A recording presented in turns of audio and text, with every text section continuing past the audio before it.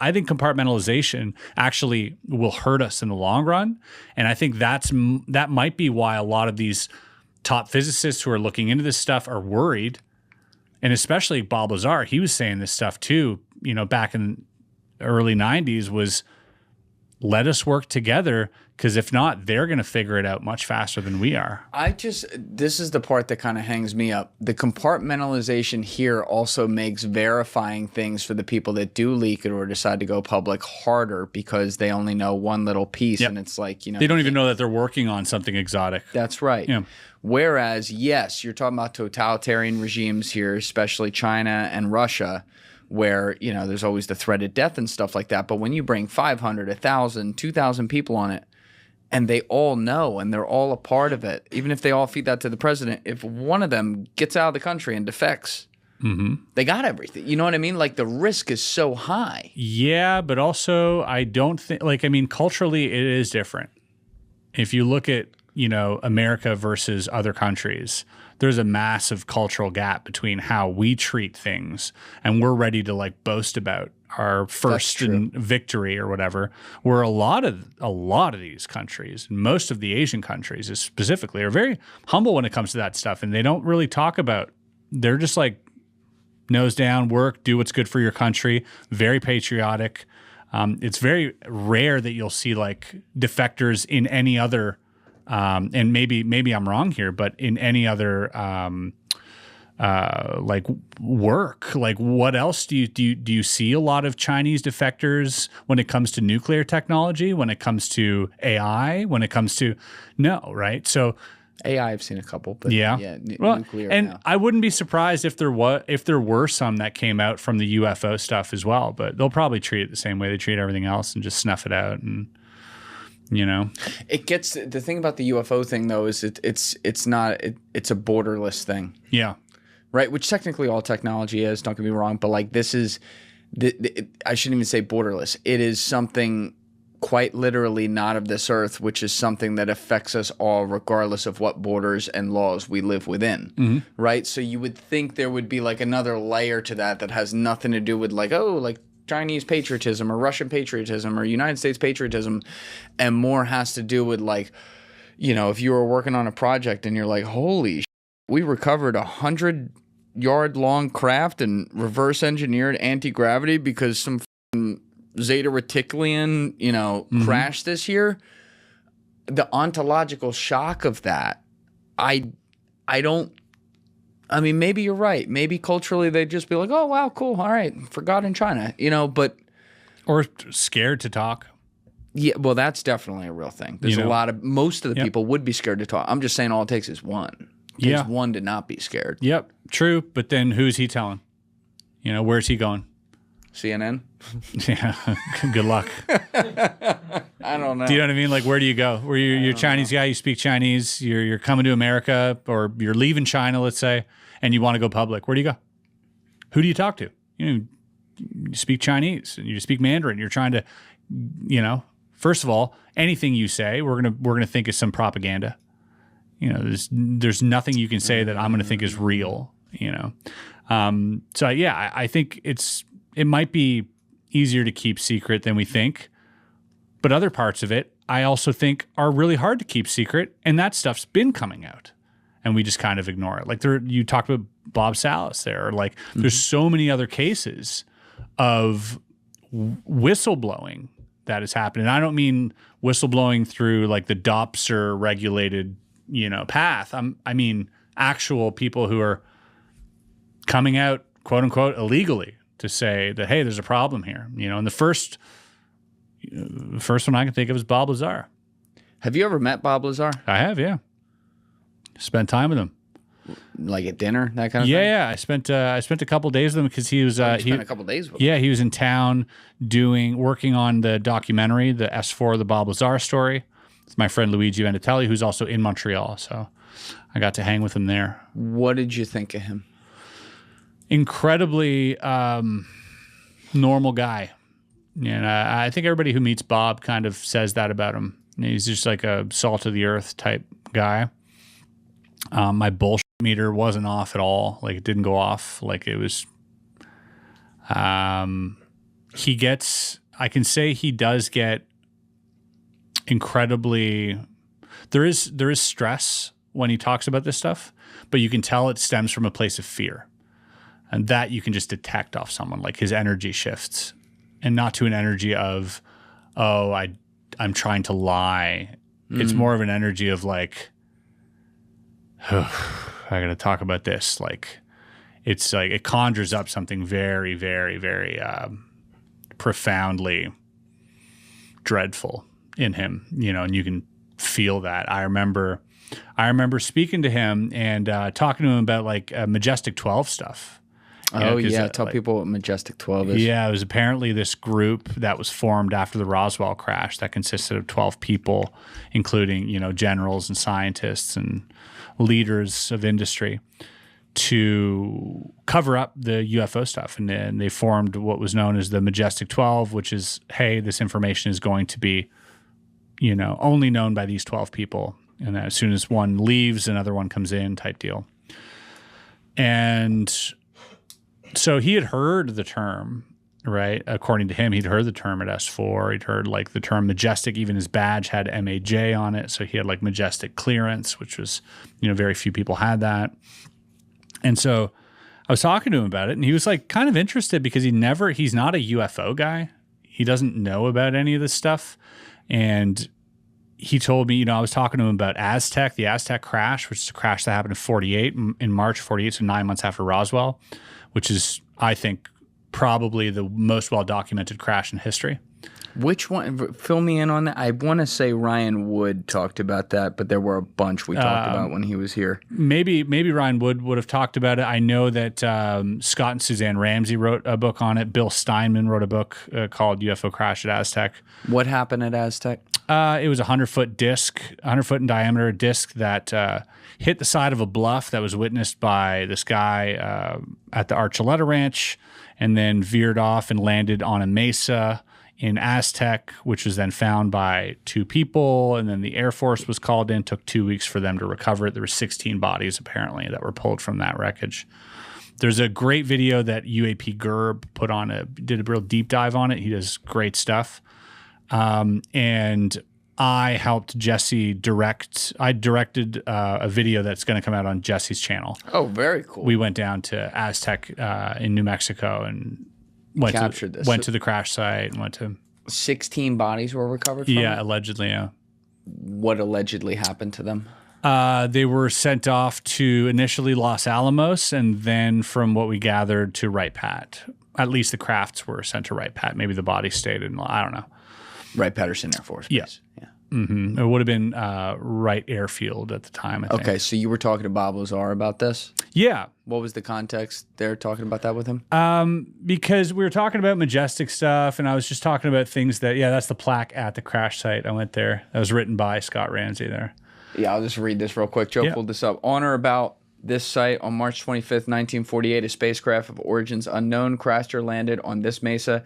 It is alleged the Los Alamos radar station in nearby El Vado, Mexico, tracked the errant landing to this site. A high-security recovery operation led by the Air Force and the 5th Army Division was responsible for the removal of this craft. The recovery operation took approximately 2 weeks, with all the remains being taken to Los Alamos Laboratory for scientific study and evaluation by some of the world's leading scientists.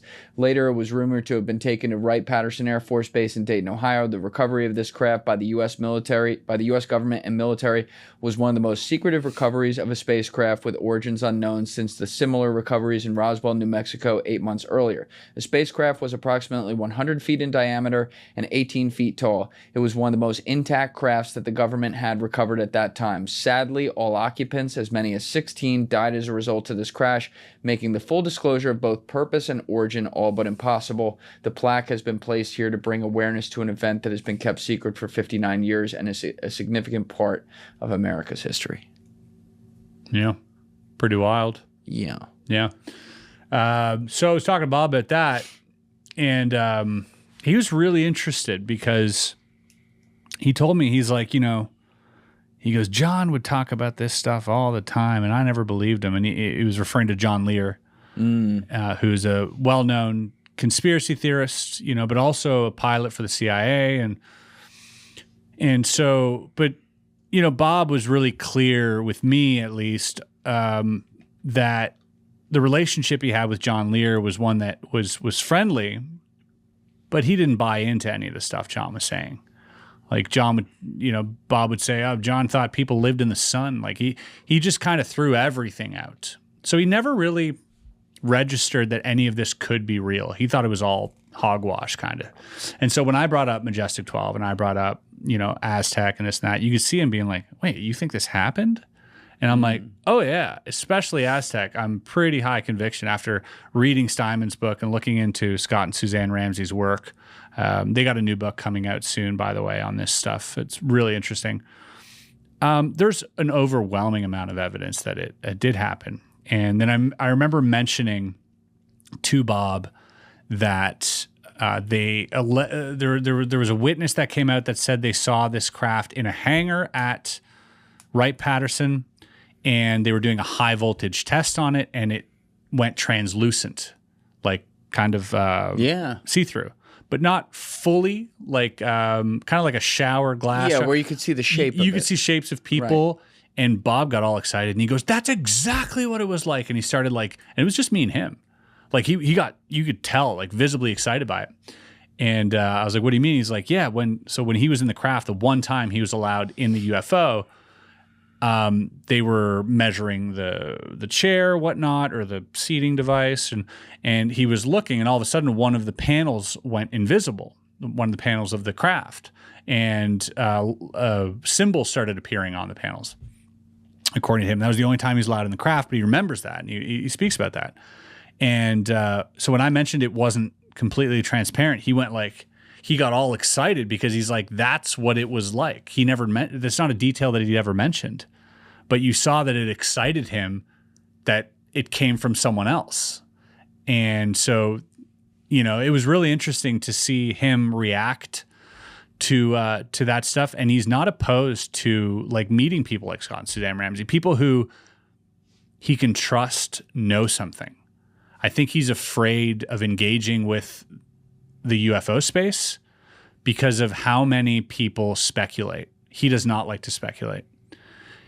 Sure, he'll talk about things, but when it comes to what he's seen, and he's very, very careful about talking about stuff because he doesn't want to give people the wrong idea. Even in the blue documents that they had him read, where they briefed him on these alleged blue documents that contained, all sorts of secrets about religion, where we're from, hybridization programs or genetic modifications in humans, and the anatomy of a gray, where they're from, what star system, all this stuff he had to be briefed on.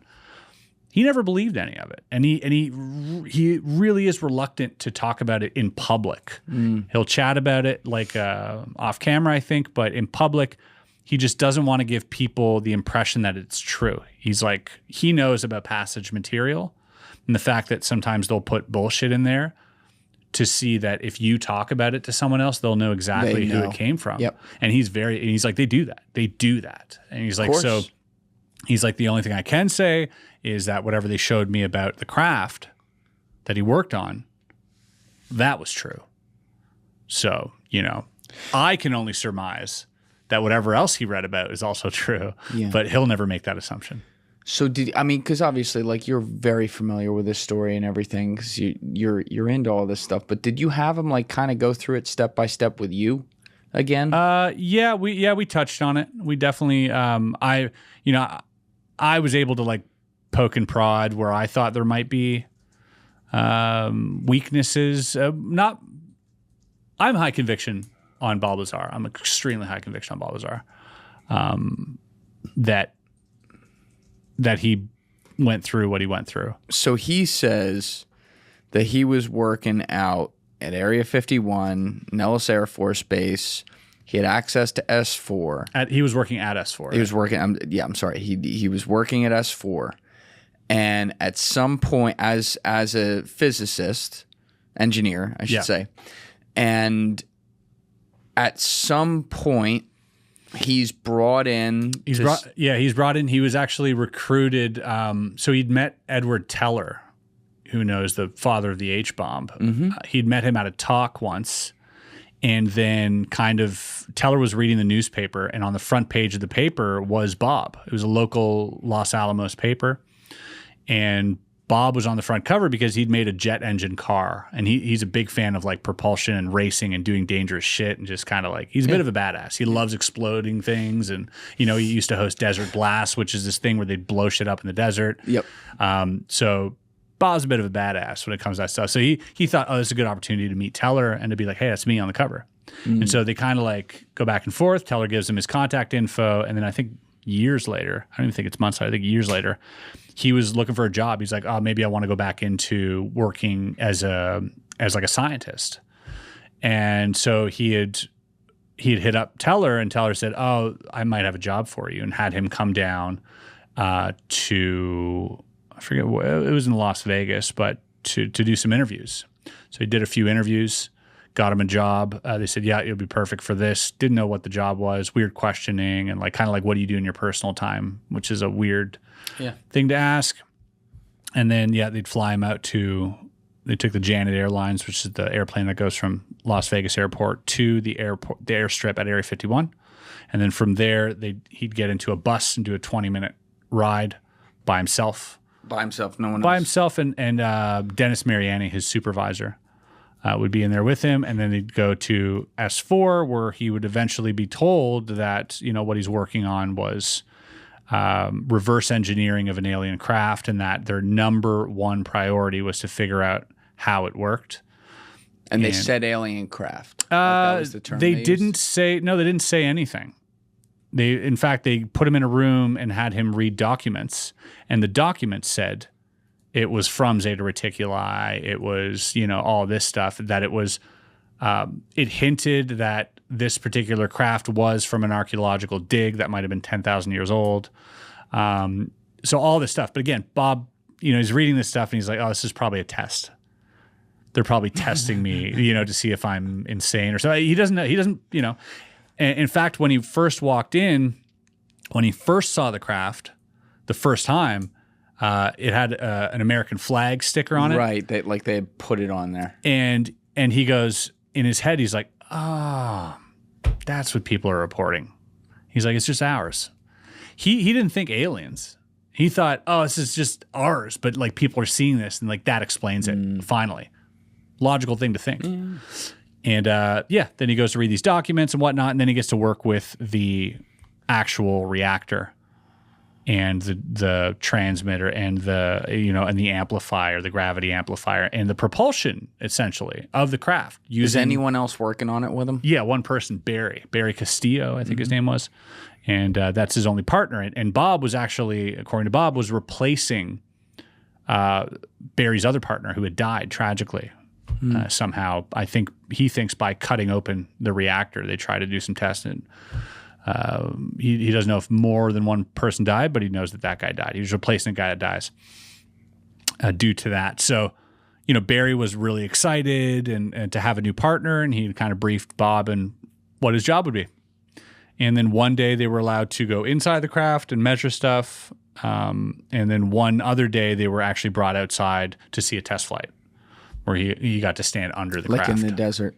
Right outside. So these doors are in the side of a mountain. There's like 9 hangar doors, and they're camouflaged. And then they brought the craft outside somehow. He wasn't aware of how they brought it out, and he was outside, and it was sort of in the air, and he was allowed to walk under it.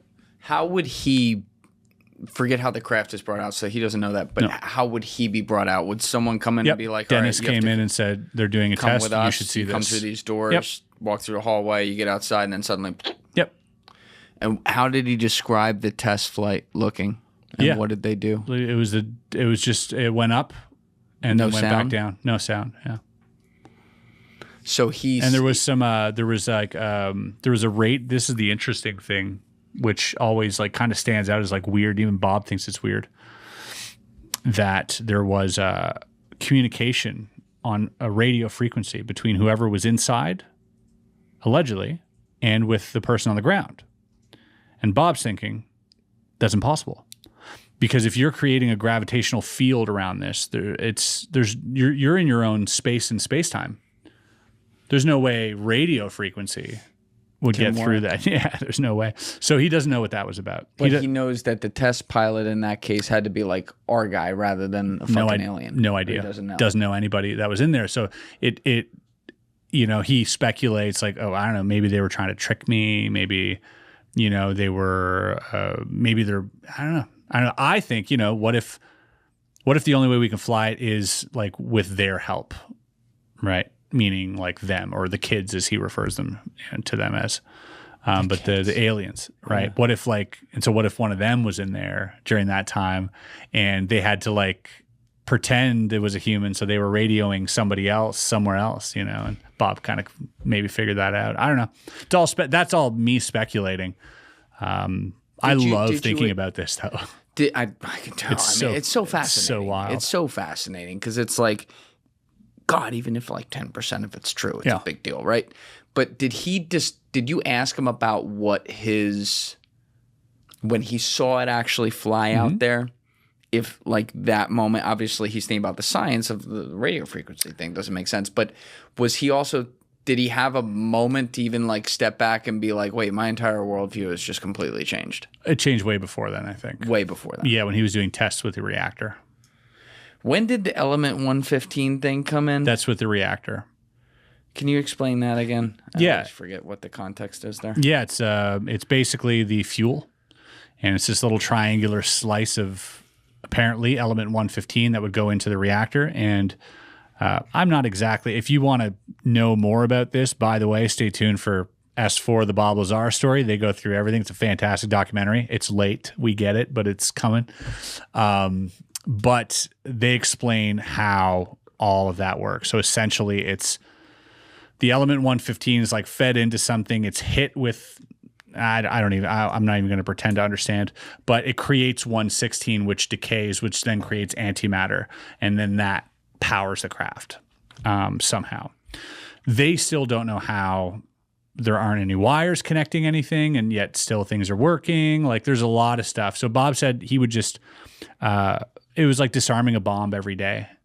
Like he didn't know, it's, you give a nuclear reactor to somebody in the 1600s. Oh yeah. They're going to get sick and die. They're going to kill people. Right. Like he's like, that's what we were playing with. He's like, it was very dangerous. They had no idea the power of, they could just test things. So they do this and then, oh, nothing happened. Then they do that. Nothing happened. It was very boring, he said, but like stressful. I'll bet. And then he did some tests, which were really freaking cool. What, like what? The coolest one that he's ever talked about was they put a candle beside the reactor, and when they had the gravity amplifier, and when they turned the amplifier to like to I guess it was like directional gravity, this thing, and so when you turn it, it like focuses gravity, and they would do that onto the flame of the candle would stop jumping, it would stand still, but it would still emit light, which was impossible to him. So it was like creating time dilation. What? Yeah, because he was amplifying gravity. And then he also did it once where they created like this, what seems like a black hole. A black hole? Yeah, it was like a round circle that was black. That was when they cranked it and like focused the gravity beam, it would create this round dot. And they didn't know what that was. They didn't interact with it, You didn't like stick a finger out to see if you got sucked in? Because, maybe that'll destroy the whole universe.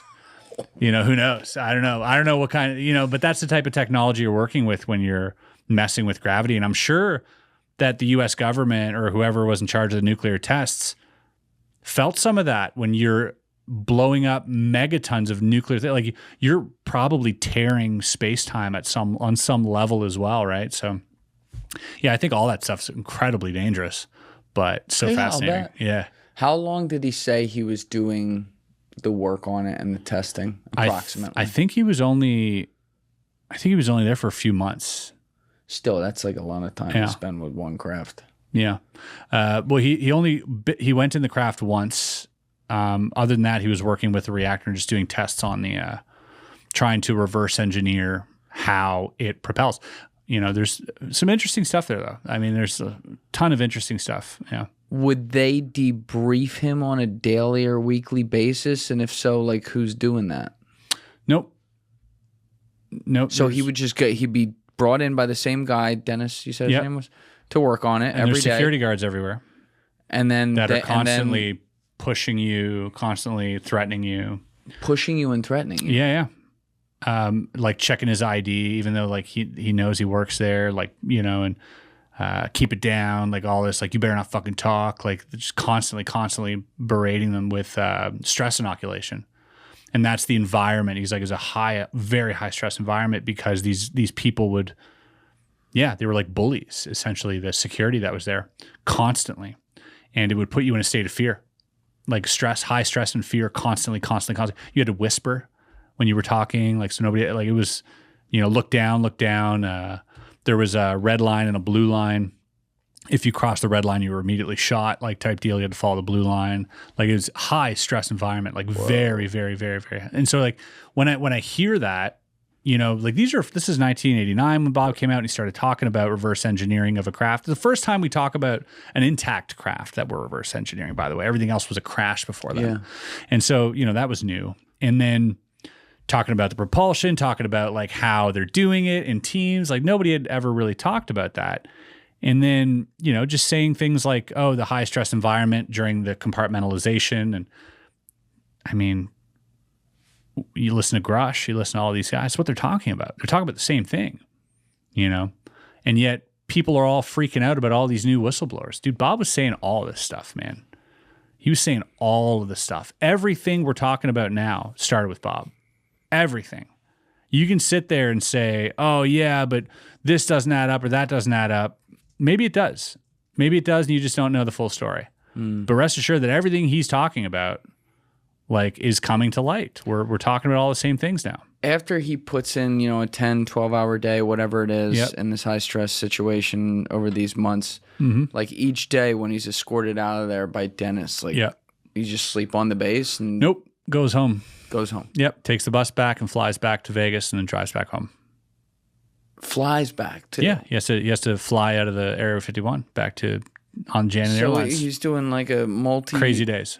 multi-medium, you know, 4-hour commute. Yep. If you were there, he says that there might have been people that slept there, you know, but he never did. Hey guys, if you haven't already subscribed, please hit that subscribe button. It's a huge, huge help. Thank you. Now, what? Maybe if he would have stayed longer. How did it end?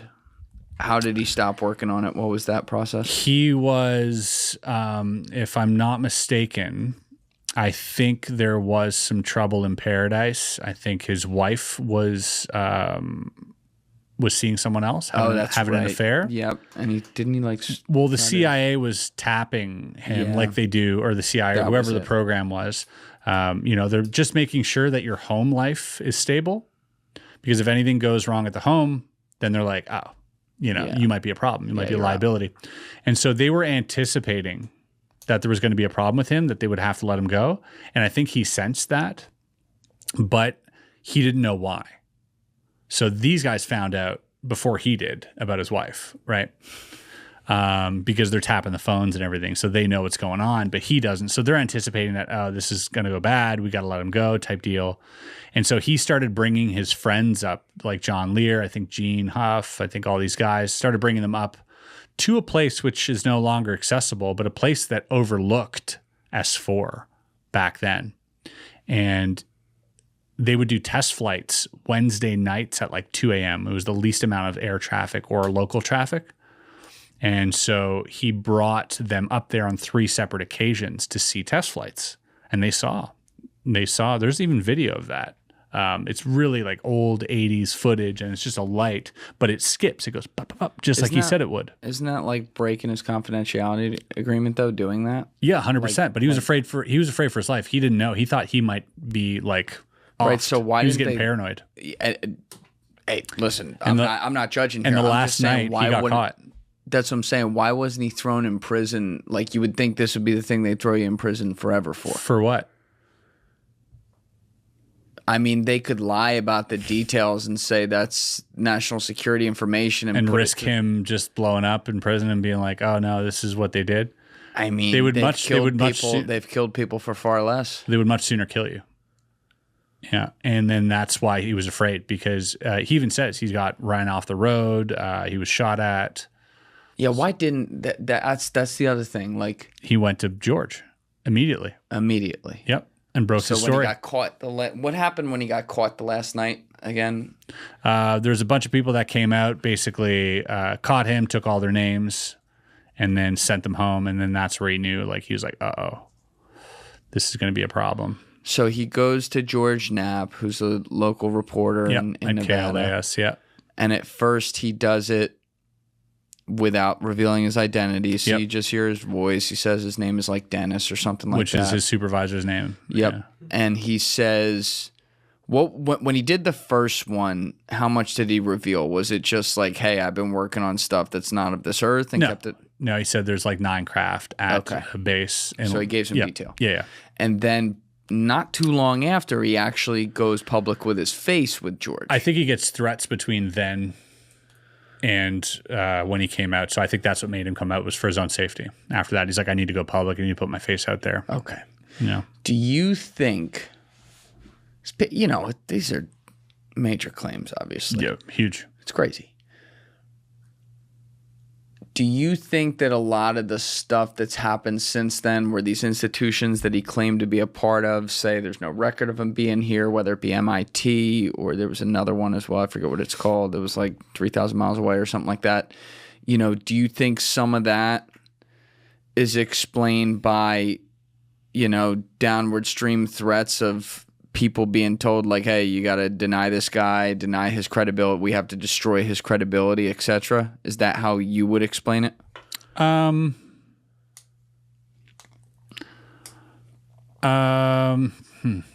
can't really say. There is, I think, a real reason why his records don't show up. I think that's very real. What do you mean it's very real? Well, I think the fact that, like, I think his records were destroyed. And I think that I don't think he was the only one. I think there were other people whose were also, but I think,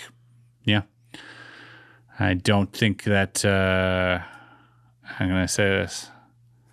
I think there's a perfectly good reason why there's no records there. I think it makes sense if you hear it. Sometimes I think about it like... It's not for me to say, put it that way. You know the movie Shutter Island? Leonardo DiCaprio? Yeah. So, spoiler alert, he's playing a guy who it turns out the whole time like he's actually in an insane asylum.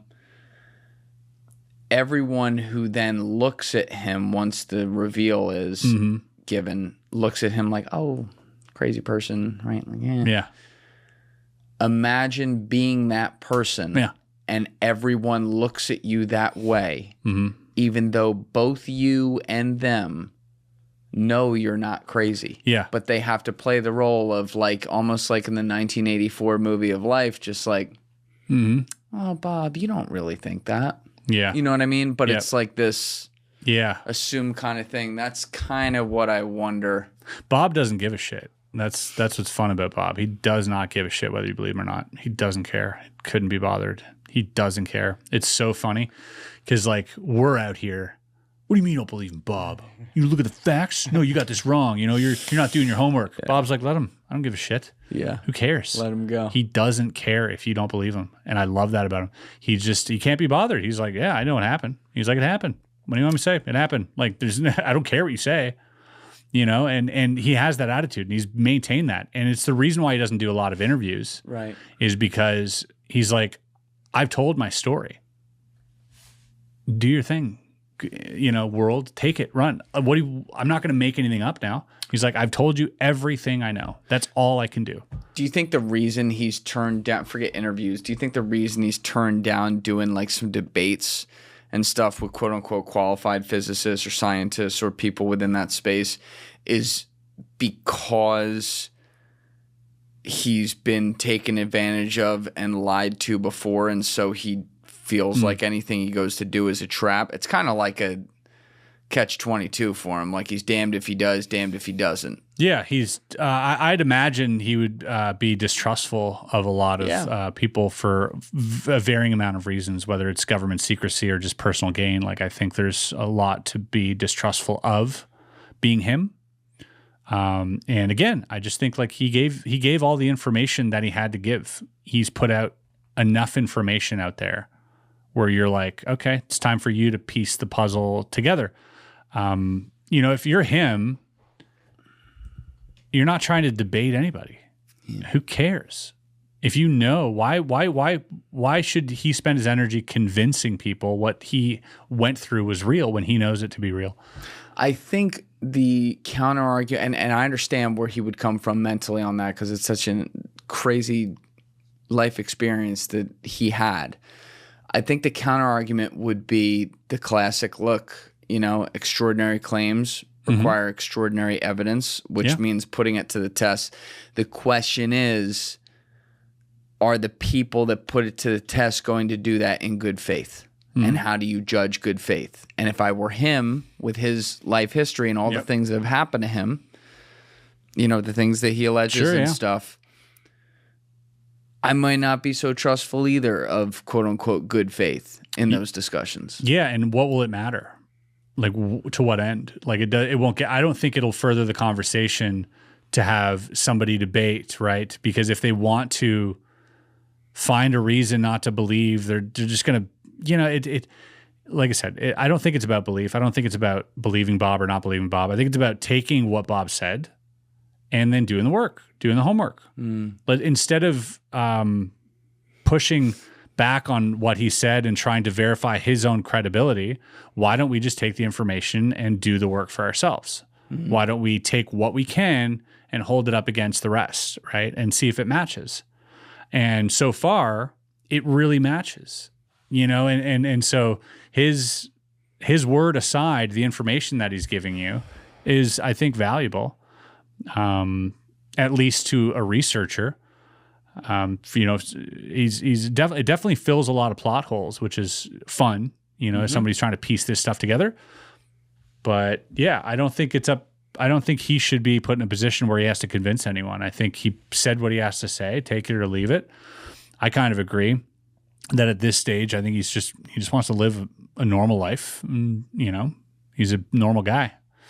He's not, I don't know. He's not out there doing the convention tour or on a cruise ship. And he's still not a UFO guy, like you said. Yeah, he's a science guy. He has United Nuclear, his own company, where he still does science stuff. And weren't they like selling some shit and they got like investigated because bad people were buying it or something like that? But that's not on him. He sells stuff to the government. He has government contracts. That's hilarious. It is so funny. He does like I think uranium tests. They're like testing kits. They have like small traces amount of uranium, and they're for like calibration for like Geiger meters or whatever. They're like little cards, and like he'll sell those. He sells all sorts of like. Yeah, stuff like that, like really dangerous materials that he works with every day. So even for people thinking, oh, he's not a scientist, like he's in the lab. Yeah, he's in that shit. Yeah. I'd like to see you sit down with him one day. I think that'd be really cool to like dig into it. Yeah. Hopefully it's like fucking 8 hours long too. Yeah. And then you were here, and on this date you were here. That'd be very cool to go through that because the little public stuff he's done. I'm sure a lot of people have seen like that Rogan episode. I think it's his most popular one ever. Yeah. Like. He's a tough read. He's just like kind of, like you said, like to you when you got to spend a couple days with him, it's like, he's no bullshit, just kind of tells you what it is. But when you're just watching him like on camera for just like 3 hours, just kind of going through the story, he's got a real poker face, bro. I mean, it's like maybe. You're like kind of watching the whole time like, Because it's, man, like I said, if 10% of that's true, it's... I agree. What the fuck else do we have? I agree. I think as far as like whistleblowers go, I think he's the most important whistleblower we've ever had. I can't think of a bigger he did it story or claim. He did it the way that he's a true whistleblower. He didn't go through some government process, and I'm not denigrating any of those people, but it is what it is. Yeah. He came out and said everything that he could, and then people crucified him for it. Right. Whereas if he would have went through a government approved process, they would have still shat on him. Sure. Right. What do you think of Grusch? Yeah, I think and him coming out. Obviously, it's not quite a story. No, but I think Lazar, but I think what he did was great. I think what he did was great, and I think it's a shame that more haven't. You know, I think him and Bob have something in common in that I believe they both felt that more people would follow up when they came out. I think Bob was hoping that more people from S4 would be like, yeah, me too. And I think Grusch felt more people from the program would also be like, yeah, me too. And I don't think it happened. And I think that sucks, you know, if you're in that position. So, there's a lot of things that happen behind the scenes too. And yeah. I think people get wind of that, like, oh, fuck, I don't want that to happen to me. Yeah, and you see, you know, the barrage that he had to, you know, and just for that, just to not deal with social media is a big enough reason not to come out. Just to be like, I don't want that. I don't want to have a Twitter profile now. And that's the thing though, when you're coming out with something that big. Yeah. Forget just the extraordinary claims require extraordinary evidence. Every part of your life that's publicly available is going to be picked apart. And I understand that. And that sucks. I can't imagine being in that position. That really does suck. Yeah. But like, it's relevant. You know what I mean? Like who you are, where you're from, what your motives could be. And if you don't come out, it's all relevant. Nobody knows that you know shit, right? So they're never going to be like, you got to talk. They'll just leave you alone. That's right. But the second you say, I might know something, now you're an asshole for not playing ball. Yeah. Now you might go to jail if you say something. Now you're in this weird position. Yeah. Right? And you know, we know people like that who, you know, they'll come out and they'll say a little bit of something, but now you're playing ball. Now we know you know, and now it's like everybody's judging you, everybody's picking at your past and digging into everything you say and every interview and micro expressions. And but if you just sit back, you don't got to say anything. Right. You know, and that's fine too. So it's like, I get it. I do understand, but that's why what Grusch did and what Bob Lazar did, I mean, it takes some balls. It takes some guts, yeah.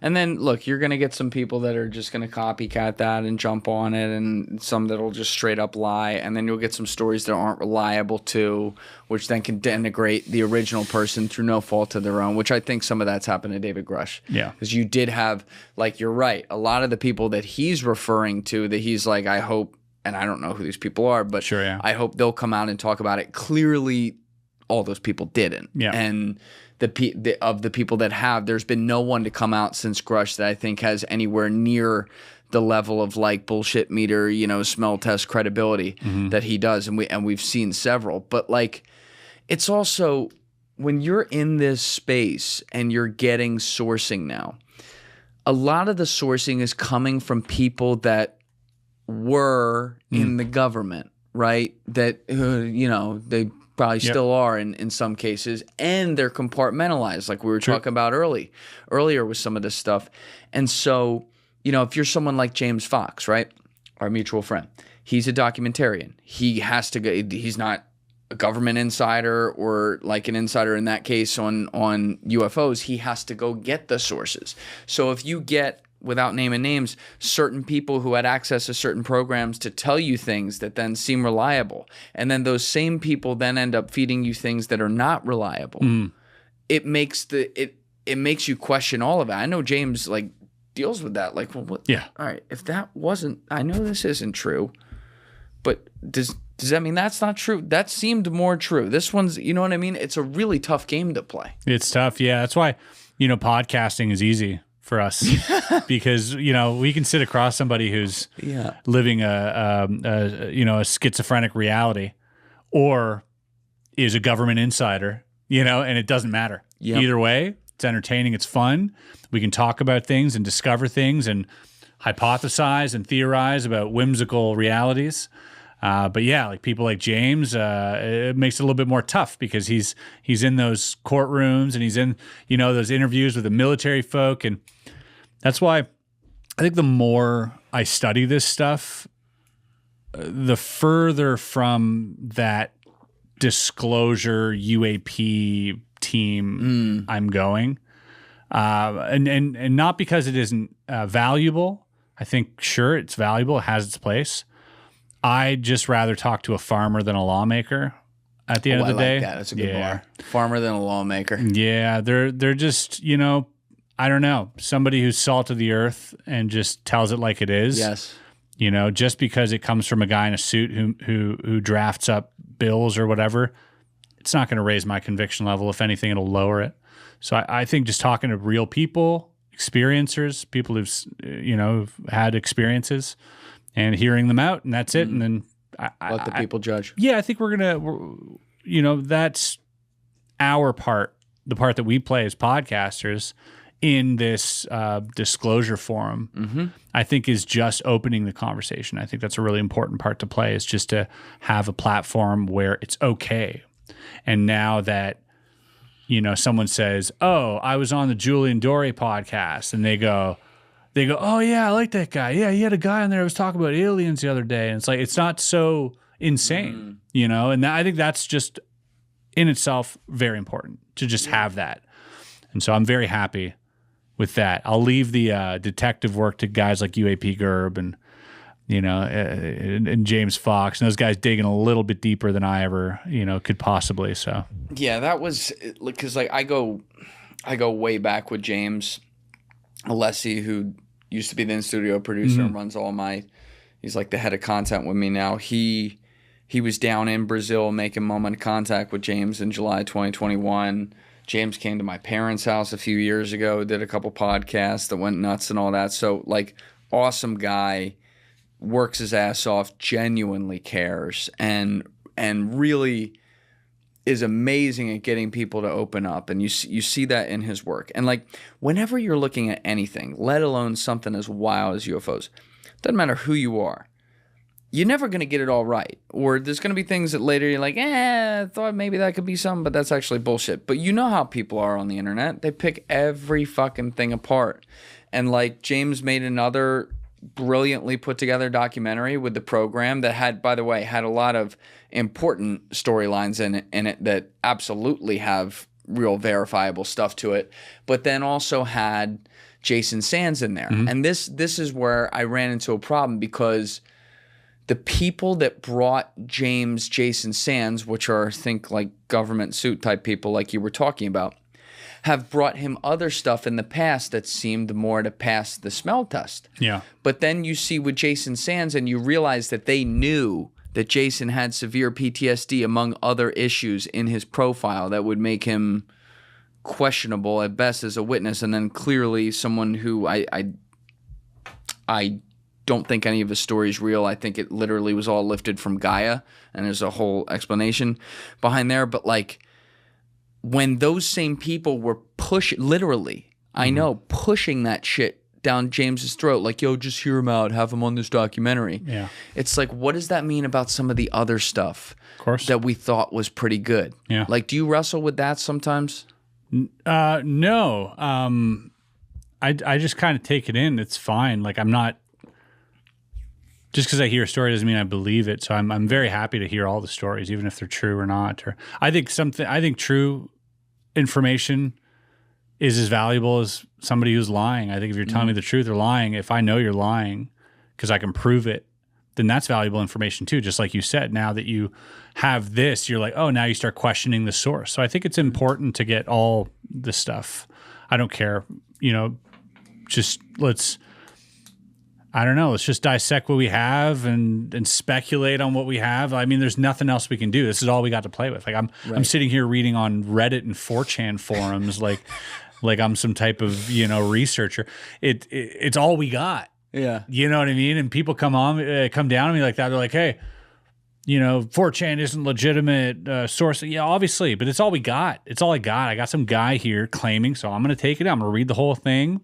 And if something clicks. And if it doesn't, whatever. No loss. I'm just, now I have more information than I did before. So that's how I kind of treat it all, whether it's, the Jason Sands stuff or whatnot, I think.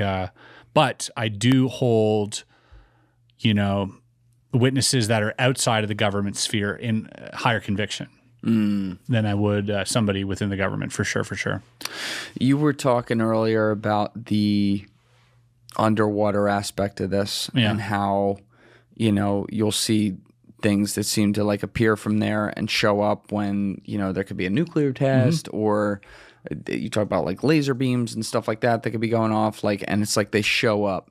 And then, of course, we all always think about the fact that 95% of the ocean's completely unknown to us. Yeah. It's what the fuck could be down there. Do you think that not necessarily all of it, but some of it could be like DARPA, who could be 40, 50 years ahead of us in technology, and at least we have it. Well, I think there, yes, definitely. I think, we've been exploring the ocean since like the 50s as well, right? With technology, with ground penetrating sort of radar or sonar or whatever down there, looking for crafts that we lost, in terms of rockets or, so we've been exploring that quite a bit. And yeah, I think it would be safe to assume that once or twice we've mistaken their technology for ours, or ours for theirs, or adversarial technology. Like, definitely, I think that there's, we're at least 30 years ahead in tech, I would say. What does that mean for something like AI then? Because it's like, yeah, I think that means exactly what that means. Like, for are AI. we living in AI's reality and have been for a while, and we just don't know it? I don't know. I would hope to think that if we did reach, 0 point on AI or whatever, or the peak of creating artificial intelligence, that we would hear about it instantly. I would think. Like, that would just change everything. It would exponentially grow and just like take over everything immediately. I don't know. But in the event that we wouldn't find out, then I think, yeah, it does exist. It does. It's being used. For sure, whatever the government has is better than what we have. That, for sure. Well, we know that, right? That's why, like, when I listen to David Fravor's testimony, he's always really stood out to me, because he's just like describing what he saw, and then he gives you, the actual video of like, here's what it was, here's where it moved, and he's like, listen, could be alien. It's something that we definitely didn't know about technology wise. So what the fuck is it? You know what I mean? Yeah. Like, there's a real open-minded nature to what he's revealing there that I think, in the gimbal video, obviously. And he's like, it is not Lockheed Martin. Yeah, but it's like, what's he even read in on? Yeah. You know what I mean? Like, he knows he's still a pilot. He's not the fucking president or the head of CIA. So it's like, what are they not even telling the guys whose job it is to patrol the air about? Or is it just straight up like, oh, that's from another place, which could be the explanation? Yeah. I don't know, man. I think probably some people do know. I can't even speculate if it's from us. I don't think it's from us. I don't think that stuff, especially the stuff that comes out of the water. I think, if you want to look for a reference, I think look at Richard Dolan's work. He's got a lot of work on underwater submerged objects. I would just assume that anything that's down there has been down there for a very long time, is my guess. Right. I think that a lot of the craft that we've retrieved has been from in the water. Why do you think that? UAP Gerb did a lot of big deep dives on some of that stuff. Bob Lazar also says that he believes that, well, first of all, the checks were made out from, I think, the Office of Naval Intelligence or the Department of Naval Intelligence to Bob Lazar. So the Navy is massively involved. It's not the Air Force, it's the Navy. They're probably both dealing with their own things and don't even talk to each other about it. But the Navy, I think, has probably the most advanced technology in terms of like reverse engineering UFOs. If that's the situation, it's definitely the Navy. But then how do you explain things like Right Pat and stuff like that? Yeah, again, Air Force probably has some stuff, but I think the Navy's been pulling stuff out of the water for a very long time. There's a lot going on in the oceans, I think, and I think we're starting to hear about it more and more. When something crashes in the water, it doesn't really blow up. Right. So it might be easier to grab what's in the water. Now, that was what you mentioned this earlier. That was what Lou was talking about with Project Interloper, where the proposal was to like go out into the ocean, run, some sort of nuclear simulation. Yeah, even just have nukes out there. Have nukes and like try to draw. Yep, lure them in. Yeah, and then they said that they canceled that. So yeah. That was convenient. Yeah, they said, never mind. Nah. Don't worry about it. We're not going to do Nothing that. to see here. No, yeah. You want to even try it? Nah, we won't even try it, I think. What do you think of Lou? You've had him in too. I think he's a nice guy. I think he's a very nice He's guy. a nice guy too. Yeah. I think he's a nice guy. You know, I'm not gonna comment on, you know, whether listen, he worked counterintelligence and that as someone who is skeptical of things, of the nature of what we're being told, I have to be skeptical of what he says. But that's a general skepticism that I hold for anyone in counterintelligence, not specifically to Lou. I agree. I think you have to have that for all of them. Yeah, exactly. You know? But, you know, would gladly have dinner with him. He's a nice guy. He's a really nice guy. Yeah, he is. He's been nice to me. He's been nothing but kind to me. You know, he did the podcast when it was like in the early stages. So, you know, he really he came through there. I can't knock him for that. As far as anything else goes, I mean, I think there are enough people on Twitter talking about that guy. I don't want to be a part of it. It's such a negative culture within like the whole like UFO thing. I stay the fuck out of it. I've seen it before. It's like, again, it's what we were talking about before. I just want to talk about people. You know, if Lou comes out and has like a, you know, some groundbreaking news, we can talk about that, you know, but as far as his character goes, I don't know him well enough to talk about that. I think he was nice to me, and I'll leave it at that. I think it's another thing of where people want things to be 0 or 100 and things can be a mixed bag. I think so. And I've said that. I would like to think so. Yeah. I've said that to his face on camera and off camera, and I feel pretty strongly that that is the case without knowing the full details of whatever it is that he's involved or isn't involved with now. You know, so it's like, take what he says, do with it what you will. Yeah. I think that's kind of our job, put it out there for people to decide. And if they want to fight over that, they can fight over that. I think it just gets like, you know, sometimes like, especially with you know, people fighting over him and stuff, I'm just like, all right, go out and touch some grass, people. You know what I mean? Like, there's better things to be fighting over here. Absolutely. You know, if you don't like his information, no problem. Yeah. Move on. Yeah. Like, you know, there's the picture, I think was the latest one, right? With the, where he showed the crop circle type deal. I tweeted, I thought it was real. You know, I was thinking of the dead babies one. Oh no, I wasn't. I saw that one too. Yeah. Which, by the way, that is not. People were saying he passed something to me in episode 273. Oh, they thought it was that, where I couldn't say what it was. Yeah. He's like, if I show you this, you can't say. And I look, and you just had me react to it. That is not what he showed me. Okay. What he showed me, all I'll say, I can't say what it was, but it was something that had words on it. That's all I'll say. Oh, okay. So it was not that. But like when I saw that, I was like, I was never shown anything. So I was like, yeah. I was never sent a text with a weird image or any of that. When I saw that image of the crop circles, I was like, at first I was like, oh, it's really like, and then I tweeted it, and then I was like looking further, and I was like, oh, it's a pretty good illusion. You know, it is a really good illusion. Magician, it's a good optical illusion. That, And then I tweeted, oh yeah, case solved. Somebody found it. You know, and that's for me. That's all I cared about was the information. Right. Let's look at the information. Oh, we found where it comes from. And some people are like, well, we got to talk about where. No, you just got to do your own research, and like that's it. Well, why do anything more?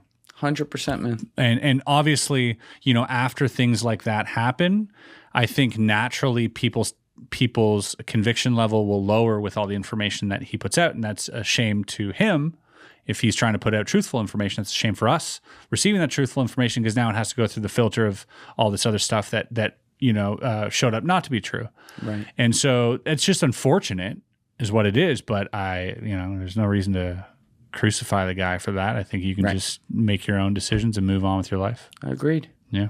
Chris, it's been a lot of fun, man. Yeah, man. You are a fountain of information on this stuff, so it's fun talking with you about it. Your show is amazing. We'll have that link down below. We're also going to link your old YouTube channel too. Appreciate Magic, it. so people can go watch all the stuff you do. You're blowing my mind a few times today, so I guess thanks for that. Thanks. But it's great to finally meet you, man. Likewise. I've appreciated your support from afar and everything. That's been really cool. It's nice to put a name with the face. Likewise. Love what you're doing here, and thank you to your audience for letting me have a space to chat about my shit. Absolutely. Everyone go check out Area 50 Debriefed and Area 52 Production.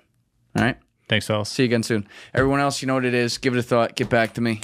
Peace. Thank you guys for watching the episode. If you haven't already, please hit that subscribe button and smash that like button on the video. They're both a huge, huge help. And if you would like to follow me on Instagram and X, those links are in my description below.